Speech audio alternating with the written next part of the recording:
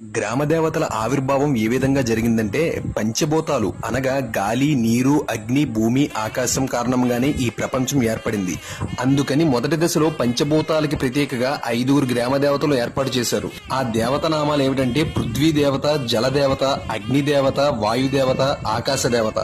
పూర్వం సాధారణంగా 15 ఊళ్లకొక దేవత ఉంటుంది. మా ఊళ్ళన్నిటికీ అమ్మ అనే అర్థంలో ఆమెను మా ఊళ్ళమ్మని పిలుస్తున్నే క్రమంలోనే మా ఊళ్ళమ్మ అయింది. ఇక ప్రజల మనసులో పుట్టి ఏ కోరికనైనా మంచిదో కాదో తానే నిర్ణయించి కోరిన కోరికలు తీర్చే బాధ్యతను స్వీకరించి భక్తులకు అండగా నిలిచేది తల్లి తలుపులమ్మ తల్లి. తలుపు అంటే ఆలోచన, వాటిని తీర్చే తల్లి తలుపులమ్మ. క్రమముగా ఈమె తలుపులమ్మగా మారింది. పులిమేరలో ఉండే మరొక తల్లి పేరు శీతలాంబ. ఈమె చేతిలో చీపురు, చాట ఉంటాయి. తన గ్రామంలోని ప్రజలకు వ్యాధులను కలిగించే క్రిమికీటకాలని, భయాలను కలిగించే భూత పేత పిశాచగణాలను గ్రామంలోకి రాకుండా ఊడ్చి చాటలోకి ఎత్తి పారబోసేదే ఈ దేవత. బతుకుకి కావలసిన వర్షాన్ని, పంటని ఇచ్చే తల్లి బతుకమ్మ తల్లి. Do subscribe my channel.